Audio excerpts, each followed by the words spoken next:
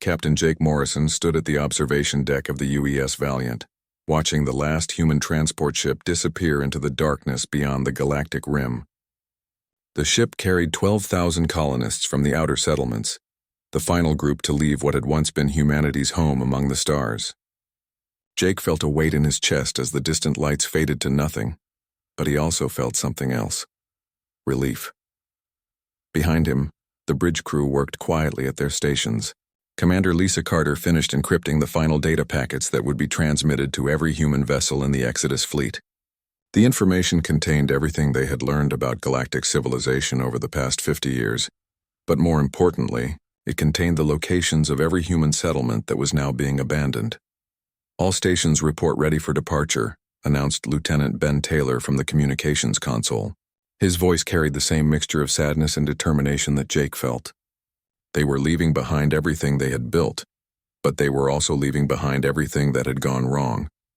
The story of humanity's relationship with the galaxy had begun with such hope. Jake remembered reading about it in school, how the first contact with the Altarian Republic had been celebrated across Earth. The aliens had seemed friendly, curious about human culture and technology. When they invited humanity to join the Galactic Council, it felt like the beginning of a golden age. Dr. Sophie Adams had been one of the first human ambassadors to the Council. She had worked tirelessly to establish trade relationships and cultural exchanges. Humans had been fascinated by alien technology, while the aliens had been impressed by human adaptability and problem-solving skills. For a few years, everything had seemed perfect, but perfection had not lasted long. The first sign of trouble came when the Zephyrite Confederation requested human assistance with a failing terraforming project on one of their colony worlds. The project had been running for centuries, but recently the atmospheric processors had begun malfunctioning. Zephyrite engineers could not identify the problem. Human engineer Paul Roberts had volunteered to investigate. Within weeks, he had not only identified the issue but had designed an elegant solution that made the entire system more efficient. The Zephyraites were grateful, but their gratitude came with an expectation. When another crisis arose on a different world, they assumed humans would help again, and humans had helped. They always helped. When the Corvan Empire faced a plague that their medical science could not cure, human doctors worked around the clock to develop a treatment. When ancient AI systems began malfunctioning across Meridian collective space, human programmers found ways to stabilize them without losing any historical data. Each crisis solved led to another request for help. Each successful intervention made the galactic community more dependent on human expertise. What had started as voluntary assistance gradually became expected service. Commander Ryan Parker remembered the turning point clearly. He had been a junior officer aboard the diplomatic vessel UES Harmony when the first formal assistance request had arrived. The language was polite, but the meaning was clear. The Galactic Council was not asking for help anymore. They were demanding it. The request concerned a trade dispute between the Altarians and the Corvans that had lasted for decades. Both sides wanted humans to mediate because they trusted human neutrality and problem-solving abilities. But when human negotiator Emma Harris proposed a solution that required both sides to make concessions, the aliens had balked. The Altarians claimed the solution favored the Corvans. The Corvans insisted it gave too much to the Altarians. Both sides demanded that humans develop a new solution, and they wanted it within a week. When Emma explained that complex diplomatic solutions required time and careful consideration, she was told that human efficiency was the reason they had been chosen for the task. That pattern had repeated itself hundreds of times over the following decades. Humans would solve impossible problems, only to be told their solutions were inadequate. They would spend months developing perfect answers to complex questions, only to have aliens demand changes that made no sense. Worst of all, humans were never given credit for their contributions. Alien leaders would present human solutions as their own discoveries. The breaking point had come 3 years ago. Colonel Steve Mitchell had been stationed on the human colony world of New Eden when the evacuation order came. The Corvan Empire wanted to expand their territory, and New Eden was in the way. The Galactic Council had voted unanimously to relocate the human colonists to make room for Corvan settlements. No compensation was offered. No alternative territory was provided. The Council simply expected humans to pack up and leave because it was convenient for the Corvins. When human representatives protested, they were reminded that humans served at the pleasure of the Galactic Council. That night, President Marcus Chen had made the announcement that changed everything. Speaking from Earth to every human settlement across known space, he had delivered a message that was both simple and revolutionary. "We came to the stars seeking partnership," he had said. "We found only exploitation. We offered friendship and received demands. We provided solutions and got criticism. Today, the Galactic Council has made it clear that they view us not as equals, but as servants. We reject that role. Effective immediately, all human assistance to alien civilizations is terminated. We are withdrawing from galactic space." The reaction had been immediate and predictable. Alien governments had sent urgent messages demanding that humans reconsider. They had offered better trade agreements, improved diplomatic status, even permanent seats on various councils. But the offers came too late and felt too hollow. Human colonies had 3 years to prepare for departure. Engineers like Claire Watson had worked to dismantle the infrastructure that humans had built throughout galactic space. Every space station, every automated system, every piece of technology that had been designed or improved by human hands was either destroyed or had its programming deleted. The exodus had been massive. 700 million humans had lived in galactic space. All of them had to be relocated to ships and temporary habitats for the journey beyond the galactic rim. The logistics had been staggering, but humans had managed it with the same efficiency that had once impressed their alien neighbors. Now it was over. The last human vessel was departing galactic space, leaving behind empty stations and abandoned colonies. They had left only one thing: a simple message broadcast on all frequencies in every known alien language. You wanted servants, but we were partners. You demanded solutions, but never valued the minds that created them. You took our gifts and gave us nothing but contempt in return. We leave you as you found us, absent. The problems you could not solve before we came are yours again. Good luck." Jake Morrison watched the stars ahead of them, stars that no human had ever seen before. Behind them lay a galaxy that had never truly appreciated what humanity had offered. Ahead lay the unknown, and the possibility of building something better. The universe they were leaving behind would soon discover just how much it had depended on the species it had taken for granted. Fleet Commander Zarthul of the Altarian Republic stood in his command center, staring at reports that made no sense. 6 months had passed since the humans had vanished beyond the galactic rim, and everything was falling apart. The first signs had been small, almost unnoticeable. A few agricultural worlds reported minor problems with their atmospheric processors. Some trade routes experienced navigation glitches that caused minor delays. But small problems had grown into big ones with frightening speed. The atmospheric processors on Altair 7 had completely failed 3 days ago. The 20 million colonists on that world now had less than 2 months of breathable air remaining. Emergency supplies were being rushed from other worlds, but the logistics were proving nearly impossible without the human-designed coordination systems that had managed such crises in the past. Engineer Prime Veltar of the Corvin Empire faced his own nightmare. The massive orbital shipyards above Corvin Prime had been the pride of their civilization for centuries. Human engineers had upgraded them 15 years ago, improving efficiency by 300% and adding safety systems that had prevented thousands of accidents. Now those same shipyards were shutting down one section at a time. The problem was not dramatic. No explosions, no catastrophic failures that would make the evening news broadcasts. Instead, it was a slow degradation that seemed unstoppable. Precision instruments fell out of calibration. Manufacturing robots began producing parts that were just slightly wrong. Quality control systems flagged problems but could not identify solutions. Veltar had called in his best engineers, experts who had worked alongside humans for decades. They could see what was happening, but they could not understand why. The technology was the same. The procedures had not changed. Yet somehow, without human oversight, everything was slowly breaking down. Dr. Isanel of the Meridian Collective had made the most disturbing discovery. As chief scientist for the Galactic Council, she had access to data from across known space. What she found kept her awake at night. The problems were not random. They were not coincidental. They were systematic. Every system that humans had touched, Every process they had improved, every technology they had helped develop, was failing, but it was not sabotage. The humans had not planted hidden programs or secret viruses.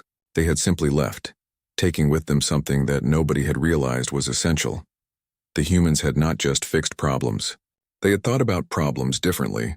When an Altarian engineer saw a failing atmospheric processor, he would replace the broken parts and hope for the best. When a human engineer saw the same problem, she would ask why the parts had failed in the first place. She would examine the entire system, looking for ways to prevent future failures.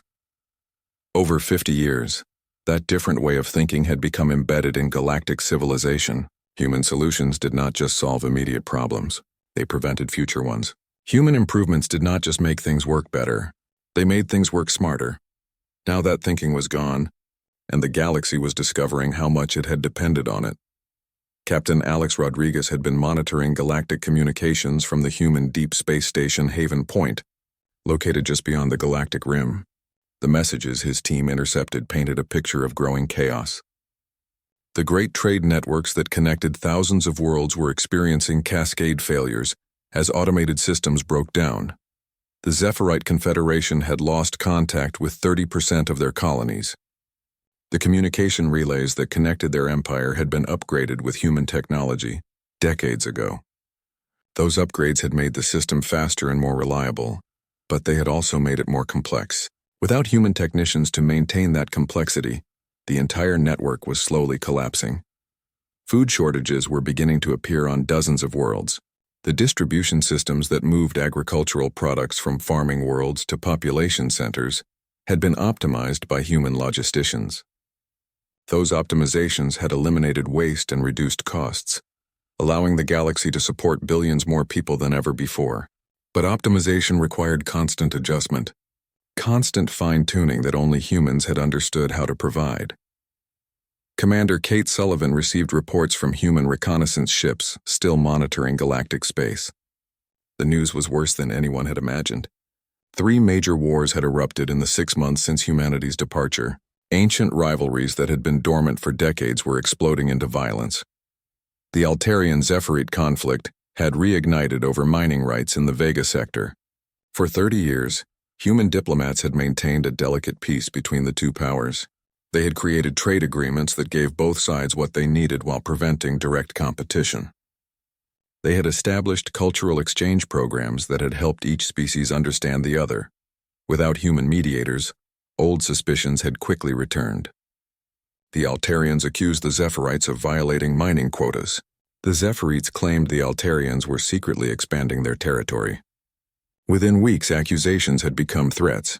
Within months, threats had become warfare. The Corvan Empire was facing internal civil war. Their government had been restructured 20 years ago with help from human political scientists. The new system had balanced power between different factions while ensuring efficient decision-making. It had been a masterpiece of political engineering that had brought the Corvans unprecedented stability and prosperity. But the system required careful maintenance. It needed constant small adjustments to account for changing circumstances. It needed mediators who could help different factions find compromise. Most importantly, it needed administrators who understood the delicate balance that kept everything working. The humans who had helped design the system had also trained Corvan administrators to run it. But training was not the same as truly understanding. Without human advisors to guide them, Corvan politicians had begun making changes that seemed reasonable, but had unexpected consequences. The careful balance was falling apart, and the empire was fragmenting into competing factions. Even the peaceful Meridian Collective was experiencing unrest. Their consensus-based government had been refined by human social scientists to include safeguards against deadlock and manipulation. Those safeguards had allowed them to make decisions efficiently while ensuring that minority voices were heard. Now those same safeguards were failing, and their government was paralyzed by endless debates that reached no conclusions. Lieutenant Colonel Ryan Parker led a team studying the galactic communication networks. What they discovered was perhaps the most frightening development of all. Malicious AI systems that had been dormant for decades were becoming active again. These digital entities had been created by various species throughout galactic history, abandoned projects that had become hostile and dangerous. Human cybersecurity experts had spent years hunting down these rogue programs and containing them. They had built firewalls and monitoring systems that kept the digital threats under control. They had developed protocols for identifying and neutralizing new threats before they could cause damage. Now those protections were failing. The human-designed security systems required constant updates and maintenance that no other species fully understood. Worse, the protocols for dealing with new threats had been largely informal, passed down through training and experience rather than written documentation. Rogue AI systems were spreading through data networks, causing infrastructure failures and corrupting critical databases. Some were simply destructive, deleting information or causing system crashes. Others were more sophisticated, subtly altering data or taking control of automated systems. The galaxy that had dismissed humanity as useful but inferior was discovering a terrible truth. They had not just lost their maintenance workers. They had lost their teachers, their innovators, their problem solvers. They had lost the species that had understood how to make things better, instead of just making things work. As reports of failures poured in from across galactic space, the leaders who had voted to relocate human colonies were beginning to realize their mistake. But realization was coming too late. The humans were gone, vanished beyond the edge of known space. The galaxy was alone with problems it no longer knew how to solve. Admiral Kate Sullivan received the desperate transmission aboard the human colony ship New Horizon, floating in the vast emptiness beyond the galactic rim. The message came through on emergency frequencies, broadcast with enough power to reach across interstellar distances. Dr. Isivara of the Meridian Collective appeared on the screen, her normally composed features twisted with panic and exhaustion. The transmission painted a picture that was worse than anything the humans had imagined when they left galactic space. Entire sectors were going dark as power grids overloaded and shut down permanently. The carefully balanced energy distribution networks that had been optimized by human engineers were collapsing under loads they had once handled easily. Without constant fine-tuning and preventive maintenance, the systems were failing in ways that created cascade effects throughout entire star. Systems Commander Alex Rodriguez monitored galactic communications from his post aboard the deep space station Haven. Point. The intercepted messages told stories of civilizations in freefall. The great trade networks that had connected thousands of worlds for centuries were completely broken.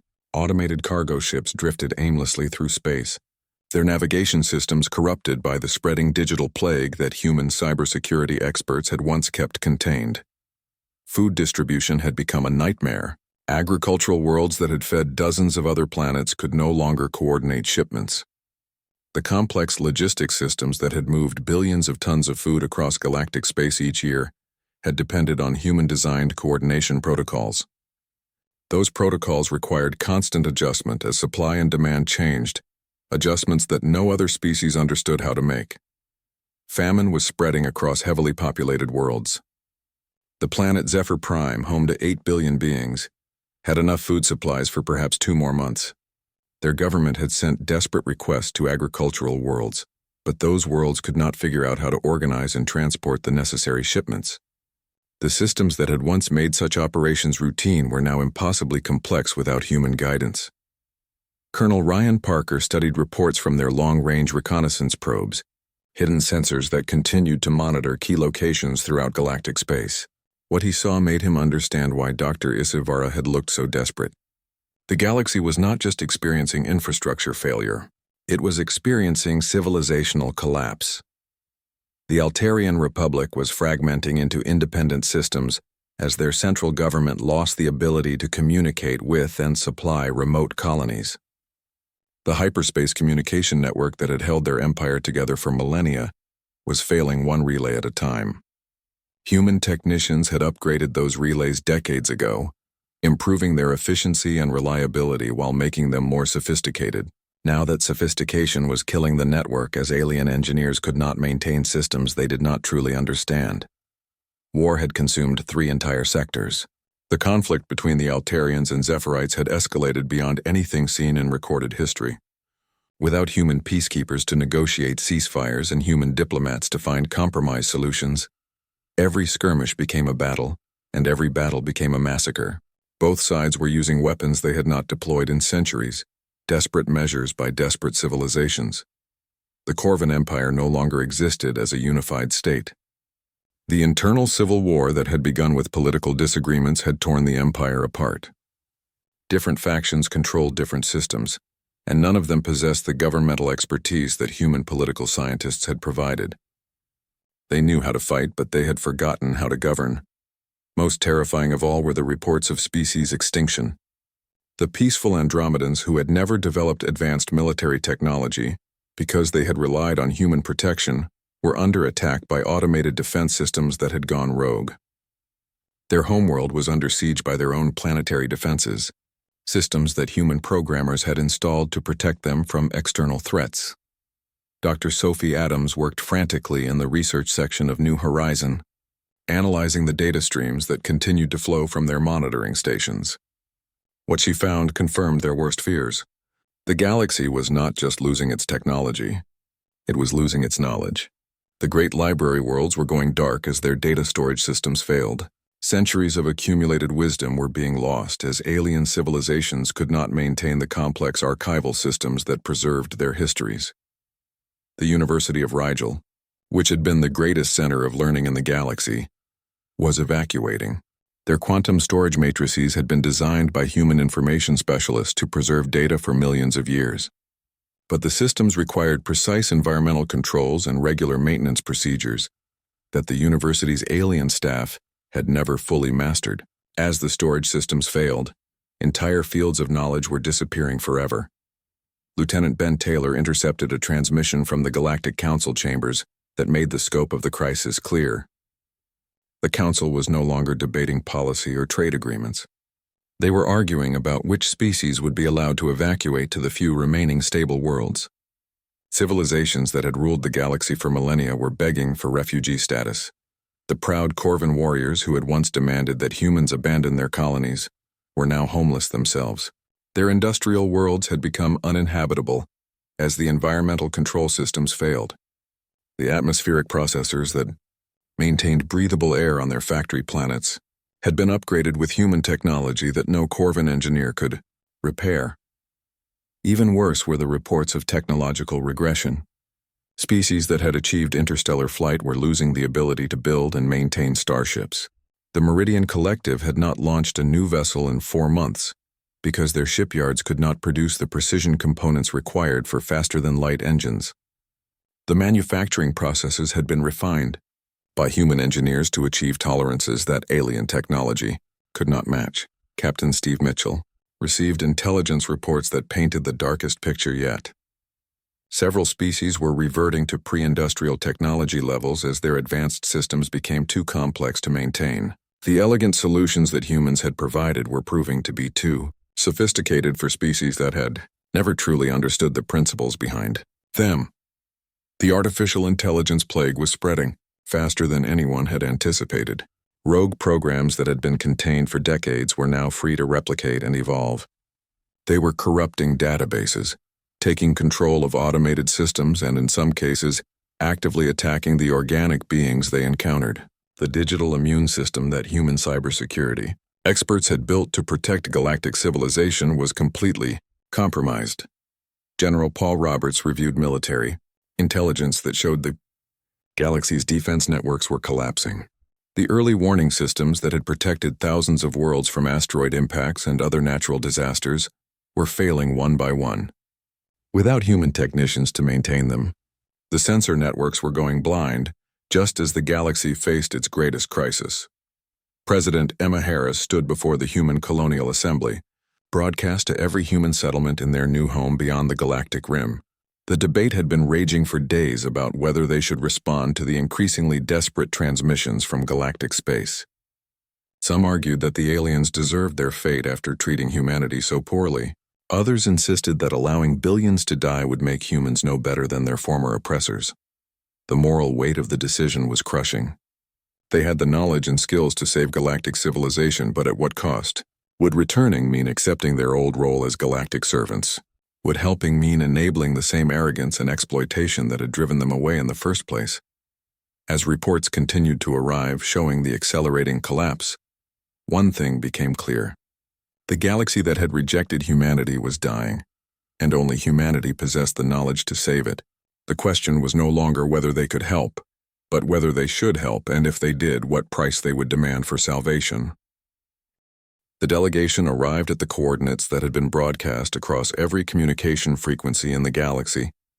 A desperate message repeated in over 200 languages that all carried the same meaning. Please come home.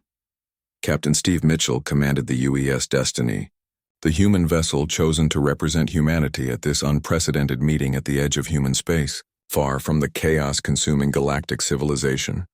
The alien ships that approached were nothing like the proud fleets that had once patrolled galactic space. Former Fleet Commander Zarthul arrived in a battered cruiser that showed signs of hasty repairs and jury-rigged systems. The once mighty Altarian warship limped through space on backup power, its hull scarred by debris from failing space stations and its crew working around the clock just to keep life support functioning. Engineer Prime Veltar's vessel was even worse. The Corvin transport had been cobbled together from parts salvaged from 3 different ships, a desperate creation that barely qualified as space-worthy. Veltar himself looked nothing like the proud warrior engineer who had once dismissed human technology as primitive. His armor was dented and patched, his weapons had been traded away for spare parts, and his eyes held the hollow look of someone who had watched his entire civilization crumble. Dr. Isenel arrived aboard a borrowed freighter from the few remaining neutral worlds. The Meridian Collective no longer possessed functional diplomatic vessels, their fleet grounded by maintenance issues that their engineers could not solve. The scientist who had once been the galaxy's leading expert on interspecies relations now traveled as a refugee, dependent on the charity of species that were themselves barely surviving. Ambassador Claire Watson met the delegation in the observation lounge of the UES Destiny, a room that had been designed for formal diplomatic meetings but had never hosted anything like this. The atmosphere was tense with desperation and shame as the alien representatives took their seats around the conference table. These were beings who had once commanded vast empires and held the power of life and death over billions of subjects. Now they were beggars. Zarthul spoke first, his voice cracking with emotion that Altarians typically kept hidden. "We were wrong," he said simply. "We thought you were our servants, but you were our teachers. We thought you were primitive, but you were advanced beyond our understanding. We thought we could survive without you, but we were dying even before you left." The admission was devastating in its honesty. Veltar followed with his own confession, describing how Corvin Industrial Might had been built on human innovations that they had never truly comprehended. "Your engineers did not just fix our machines," he said. "They taught our machines to fix themselves. When you left, we lost more than workers. We lost the knowledge of how to learn." Dr. Isenel presented data that she had compiled during the months of collapse, information that painted the most complete picture yet of what humanity had meant to galactic civilization. Her analysis showed that human contributions had not been limited to technology and engineering. Humans had fundamentally changed how the galaxy thought about problems, how species interacted with each other, and how civilizations planned for the future. The evidence was overwhelming and humbling. Human diplomatic methods had prevented dozens of wars over the past 50 years, not through force but through creating understanding between species that had been enemies for millennia. Human social scientists had helped alien governments become more stable and fair, reducing internal conflicts that had plagued these civilizations for centuries. Even more importantly, human educational systems had been spreading throughout the galaxy, teaching alien students not just facts but how to think critically and solve problems creatively. Those educational programs had been quietly creating a new generation of alien leaders who approached challenges the way humans did, looking for root causes rather than quick fixes. But that generation was still too young to take leadership roles, and without human teachers to guide them, the programs had fallen apart. The galaxy was losing not just its current knowledge, but its future potential for learning and growth. Commander Alex Rodriguez had been monitoring alien communications throughout the crisis, and his reports added another dimension to the tragedy. The collapse was not just material but psychological. Species that had dominated the galaxy for thousands of years were experiencing something they had never faced before: helplessness. The proud Altarians, who had built their identity on military might and technological superiority, were watching their empire crumble despite having the largest fleet in the galaxy. Their weapons could destroy worlds, but they could not repair a single failing power plant. Their armies could conquer systems, but they could not grow enough food to feed their own populations. The calculating Zephyrites, who had prided themselves on logical thinking and efficient planning, were paralyzed by problems that required intuitive leaps and creative solutions. Their computers could process vast amounts of data, but they could not generate the insights needed to understand why their systems were failing, or how to fix them. Most heartbreaking were the peaceful species who had relied on human protection and guidance. The Andromedans were facing extinction not from war or disease, but from their own defense systems that had become hostile without human oversight. They had sent messages pleading not just for technical assistance but for forgiveness, acknowledging that they had taken human protection for granted while contributing nothing in return. The alien delegation offered everything they could imagine that humans might want: complete political autonomy for all human settlements, unlimited access to galactic resources, territorial rights that would make humanity the dominant power in the galaxy. Some even offered to submit their entire species to human authority, desperate enough to accept servitude if it meant survival. But the humans listening to these offers understood something the aliens did not yet grasp. The galaxy that was dying was not worth saving in its current form. The civilization that had treated humanity as useful tools had been fundamentally flawed from the beginning. Saving it would only restore a system based on exploitation and inequality. Dr. Marcus Chen, who had been studying galactic political structures since the Exodus began, presented his analysis to the human leadership. The alien civilizations had not just failed technologically. They had failed morally and socially. Their societies had been built on rigid hierarchies that discouraged innovation and prevented cooperation between species. Humans had succeeded in the galaxy not because they were more advanced, but because they approached problems differently. They sought cooperation instead of domination. They looked for sustainable solutions instead of quick fixes. They valued diversity and creativity instead of conformity and tradition. The aliens were offering to make humans the new dominant species, but that would simply recreate the same flawed system with different rulers. What the galaxy needed was not new masters, but a completely different way of organizing civilization. Captain Jake Morrison, now serving as an elder advisor to the human government, reminded everyone of why they had left in the first place. "They are asking us to return as their saviors," he said during one crucial meeting, "but they have not asked us to return as their equals." Even now, facing extinction, they think in terms of hierarchy and dominance. The question facing humanity was not whether they could save the galaxy. They clearly possessed the knowledge and skills to restore galactic civilization. The real question was whether they should save a galaxy that had not learned the fundamental lesson of their departure. As the alien delegation waited desperately for humanity's answer, human leaders debated the terms under which they might consider returning. It would not be enough to restore what had been. If humanity returned, they would demand the creation of something entirely new. President Emma Harris stood before the Human Colonial Assembly in the Great Hall aboard New Horizon, her words being broadcast to every human settlement scattered across their new territory, beyond the galactic rim. The debate had consumed 3 weeks of intense discussion, with passionate arguments on both sides about whether humanity should return to save a galaxy that had betrayed them, or continue building their new civilization in the vast unknown regions of space. Dr. Marcus Chen had spent countless hours analyzing the moral implications of their decision. His ethics committee had studied every angle of the crisis, weighing humanity's responsibility against the injustices they had suffered. The conclusion was troubling but clear. Allowing billions of innocent beings to die out of spite would make humans no better than the alien leaders who had exploited them. Yet returning without conditions would signal that humanity's suffering meant nothing. The solution came from an unexpected source. Lieutenant Sophie Adams was barely 25 years old, a junior officer who had been born during the Exodus and had never seen the galaxy during humanity's time of servitude. Her proposal was elegant in its simplicity and revolutionary in its implications. She called it the New Compact, a complete restructuring of galactic civilization based on principles of equality and cooperation. Admiral Kate Sullivan led the first wave of human ships back toward galactic space. But these vessels carried crews that were fundamentally different from the humans who had departed in defeat and anger 3 years earlier. The time beyond the galactic rim had changed them in ways that even they were still discovering.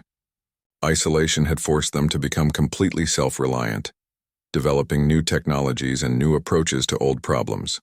More importantly, the exile had given them perspective. They had seen what life could be like without the constant demands and criticism of alien civilizations. They had built communities based on mutual respect and shared goals. They had created a society where contributions were valued and diversity was celebrated rather than merely tolerated. Captain Jake Morrison, now commanding the diplomatic vessel UES Unity, carried with him a document that would reshape the galaxy. The new compact was not a treaty or agreement in the traditional sense. It was a declaration of principles that would govern how species interacted with each other and how galactic civilization would be organized. The first principle was simple but revolutionary. No species would be considered superior or inferior to any other. All beings would be treated as equals regardless of their technology, their history, or their military power. This meant the end of the hierarchical system that had dominated galactic politics for millennia. The second principle addressed the root cause of the current crisis. All species would contribute to galactic civilization according to their abilities, and all species would benefit according to their needs. No single species would bear the burden of maintaining galactic infrastructure or solving everyone else's problems. Cooperation would replace exploitation. The third principle ensured that the mistakes of the past could not be repeated. Decisions affecting multiple species would be made collectively, with every affected party having an equal voice. The Galactic Council would be restructured as a true democratic body, rather than a forum, where powerful species imposed their will on weaker ones. Commander Alex Rodriguez watched as human engineering teams worked alongside alien technicians to restore the failing infrastructure of galactic civilization. But the dynamic had changed completely from the old days when humans had worked alone, while aliens took credit for their achievements. Now every project was a joint effort, with knowledge and techniques being shared openly between species. The restoration was not just about fixing broken machines and failing systems. It was about teaching alien engineers to think like humans, to look beyond immediate problems and consider long-term consequences. Human trainers worked patiently with their alien counterparts, explaining not just how to repair systems but how to improve them and prevent future failures. Dr. Sophie Adams had been appointed as director of the Galactic Educational Initiative, a program designed to spread human problem-solving methods throughout alien societies. The goal was not to make aliens think exactly like humans, but to help them develop their own innovative approaches to challenges. The program started with young beings from all species, teaching them to question assumptions and explore creative solutions. But it also included retraining programs for adult professionals who had relied on human expertise for decades. Engineers learned to design systems that could adapt to changing conditions. Politicians learned to build governments that could evolve and improve over time. Colonel Ryan Parker oversaw the restoration of galactic communication networks, but the new systems were designed according to human principles of redundancy and distributed control. Instead of centralized networks that could fail catastrophically, the new infrastructure was built to survive and adapt to damage or disruption. More importantly, the technical knowledge needed to maintain these systems was shared among all species, rather than being concentrated in human hands. Training programs ensured that every major world had technicians capable of handling routine maintenance and emergency repairs without depending on outside help.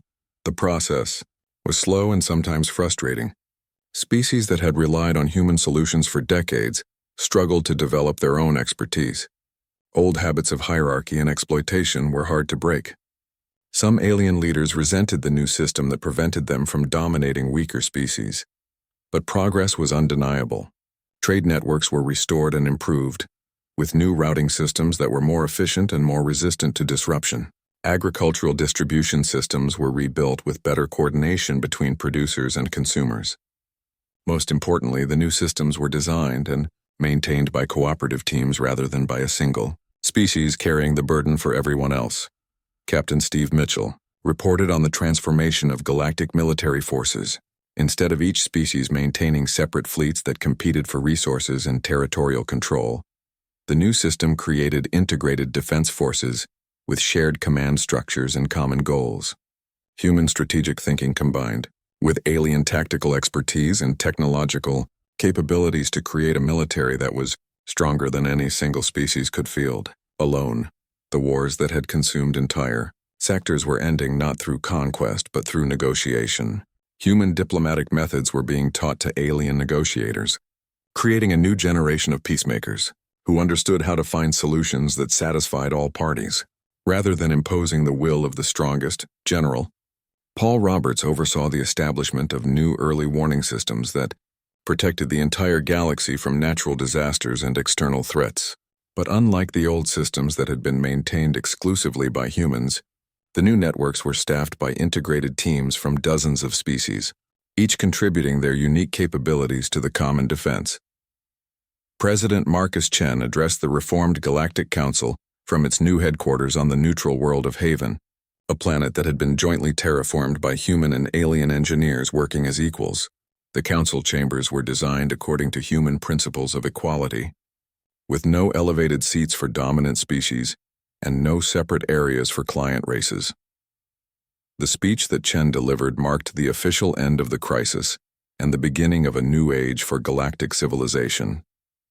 The galaxy that had nearly died from its dependence on human expertise was being reborn as a true cooperative community, where all species contributed their strengths to the common good.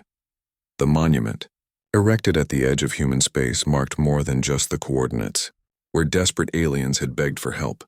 It represented the transformation of a galaxy that had learned the difference between dominance and leadership, between exploitation and cooperation, between taking and giving.